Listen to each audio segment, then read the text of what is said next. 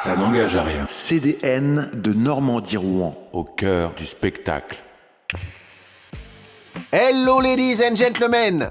Bienvenue dans votre nouvelle émission Ça n'engage à rien, nouvelle formule. Ah, c'est beau. Et toujours en partenariat pour la 9e saison avec le CDN de Normandie-Rouen sur Radio HDR.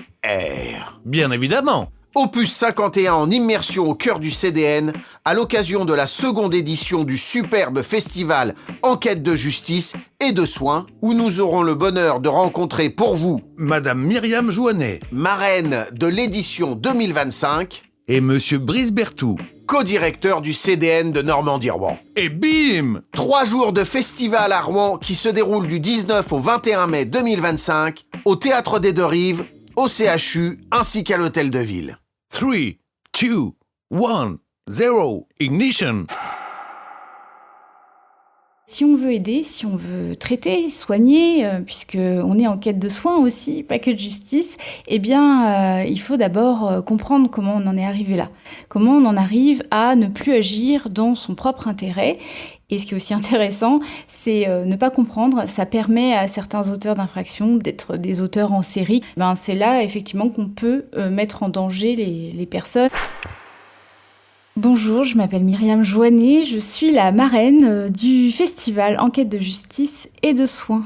Ce qui s'est passé tout simplement, c'est que j'étais spectatrice du précédent festival.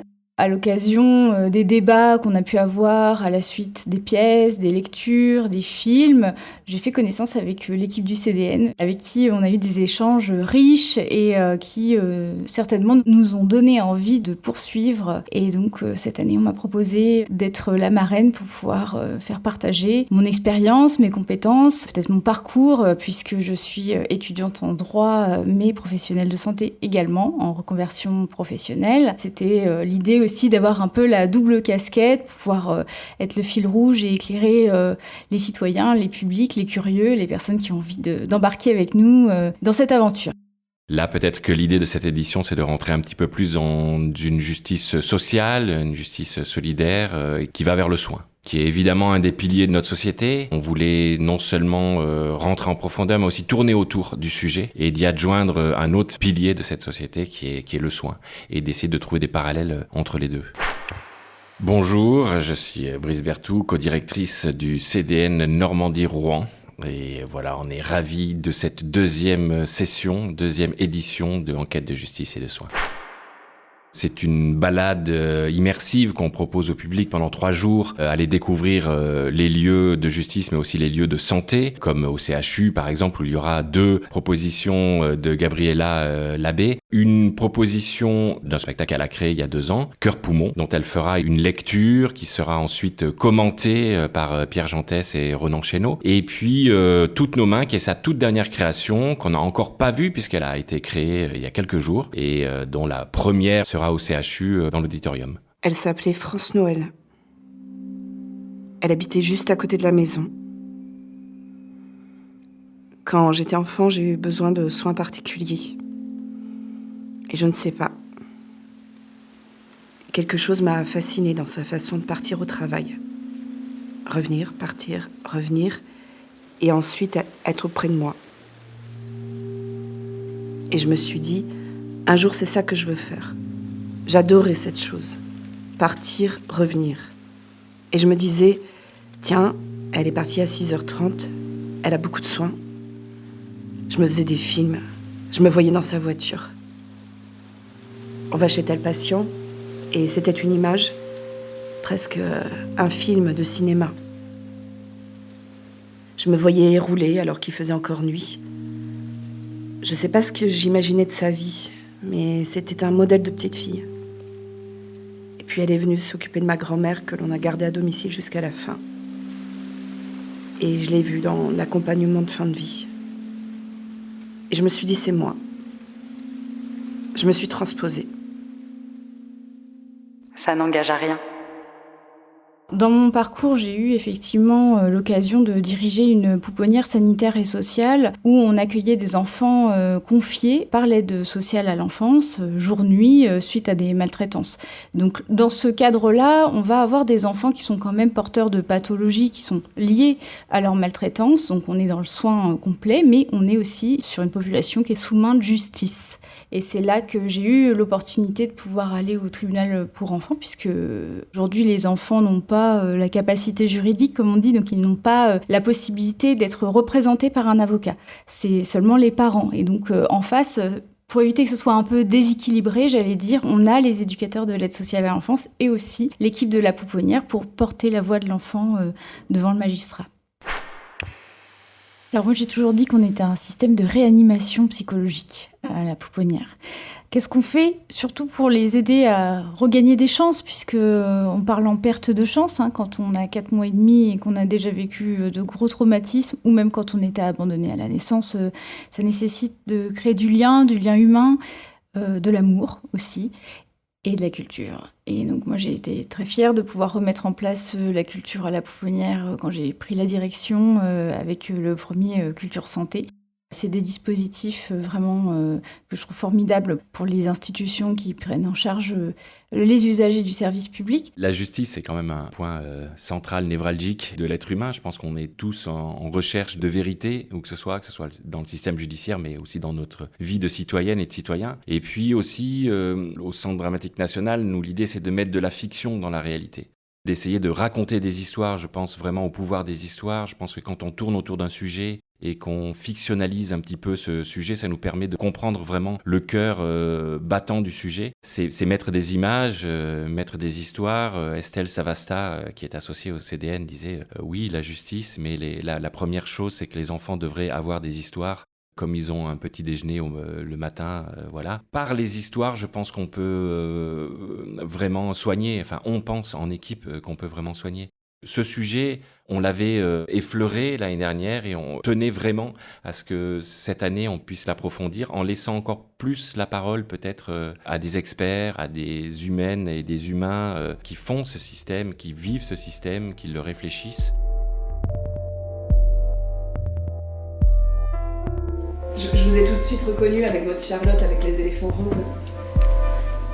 Vous savez, on était tout le temps dans l'urgence là-haut et il y a une question que j'ai jamais pris le temps de vous poser. Mais vous êtes venu exprès pour me la poser ? Non, je passais devant l'hôpital, puis j'ai eu envie de rentrer dans la cour.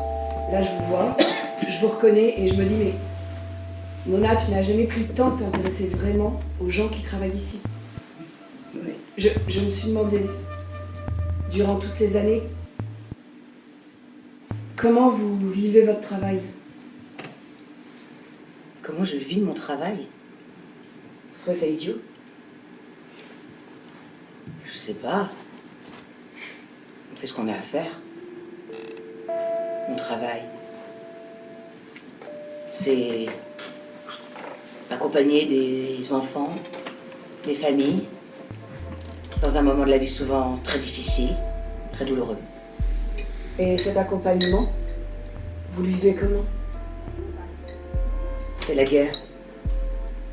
On se dit toujours qu'on a la vie de l'enfant entre les mains.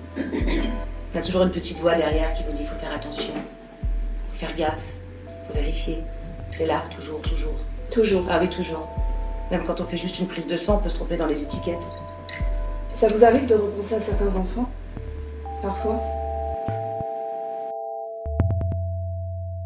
Ça n'engage à rien. On va se retrouver à l'hôtel de ville pendant toute une journée pour rêver, imaginer des lois qui n'existent pas, qui seraient beaucoup plus justes. Et on va essayer de revivre tout le processus d'une création d'une loi entre le moment où on l'imagine, ensuite les amendements, comment est-ce qu'on va la créer, et puis finalement la voter ou non. D'abord de commencer en plénière, c'est-à-dire avec une 60aine d'amatrices, d'amateurs qui seront là toute la journée. Une co-idée avec Bérangère Janel, qui travaille sur le sujet de la justice depuis des années. Là, l'idée, c'est d'avec des citoyennes de tout âge, avec même peut-être une majorité de mineurs. Ça va être une vraie expérience. Il ne s'agit pas de dire aux enfants ce qu'ils en pensent, mais c'est de leur dire qu'est-ce qu'on fait. Et très concrètement, on va créer 2 lois mêlant le soin, la justice et sur le vivant. Comment est-ce qu'on peut aujourd'hui protéger le vivant ?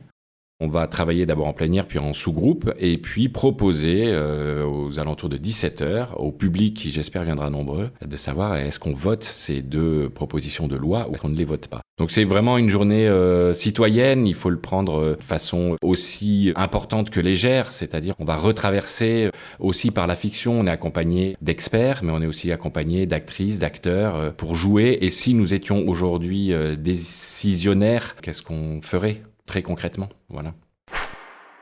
C'était écrit, je crois, dans le programme au tout début qu'on allait prendre le pouls de notre système et j'ai vu quelques dessins de notre dessinateur qui va faire la fresque tout au long des 3 jours. Il y a plein de choses à dire sur les organisations, sur les besoins, sur l'argent qu'on peut mettre aussi dans ces 2 secteurs. Je pense qu'en tant que service public, que ce soit aussi bien la justice que la santé, les problématiques sont les mêmes. Et j'ai eu la chance de pouvoir faire un stage à la maison d'arrêt Bonne Nouvelle.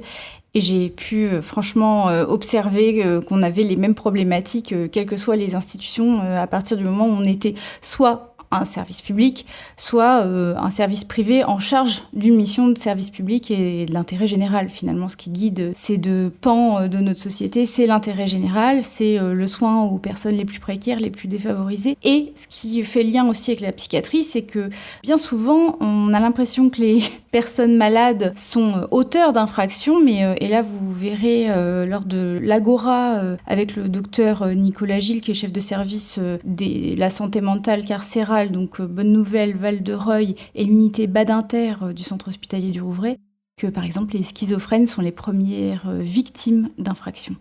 Et que bien souvent, avant d'avoir été auteur, on a été victime. Et c'est là où vous pourrez aussi entendre les professionnels du centre pour les auteurs de violences conjugales.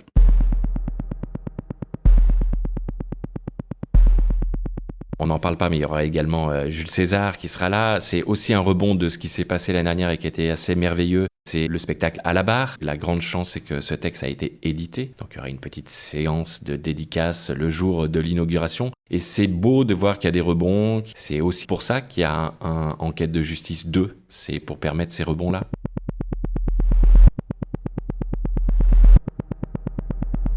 Je donne rendez-vous à tout le monde au moment de la clôture pour pouvoir faire un peu le point de ce qu'on en a compris, ce qu'on va en garder, le petit bout qu'on va rapporter chez soi, les discussions qu'on va avoir en famille, peut-être sur ce qu'on aura vu, entendu, compris, lu aussi.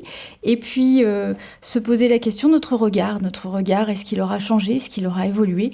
Qu'est-ce qu'on fait de tout ça par la suite ? Et peut-être l'objet de nouvelles conventions avec les établissements de santé ou les établissements de justice environnants.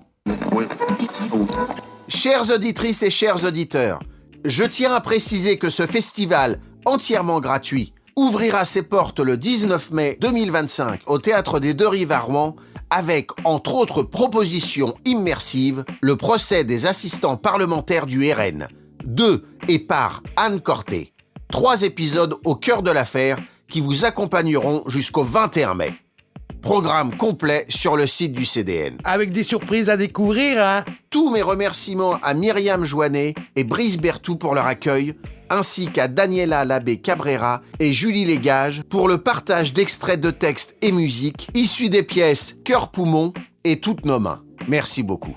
Enfin, un très grand merci au CDN pour leur confiance sans faille. Spéciale dédicace à Charlotte Flamand et Raphaël Paresse. Longue vie à ce festival d'utilité publique. Big up. Vous pouvez retrouver ce podcast sur tous les bons supports appropriés, ainsi que sur l'audioblog Arte Radio. Conception, animation, co-réalisation, Steve Brudet. Montage, mixage, co-réalisation, Nicolas Leborgne.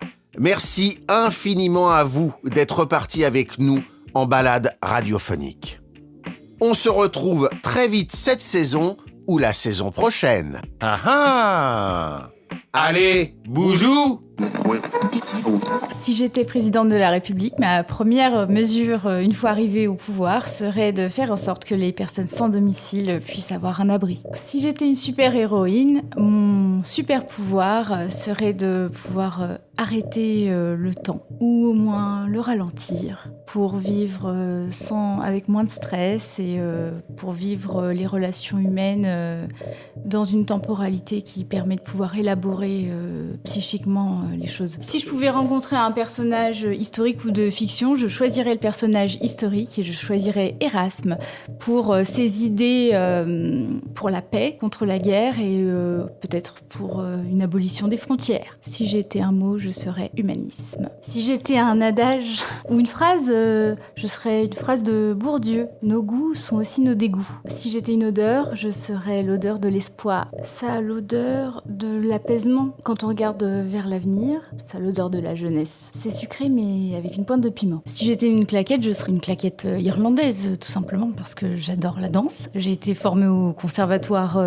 régional de Rouen et j'ai fait de la danse classique et de la danse contemporaine pendant des années et j'adore les claquettes.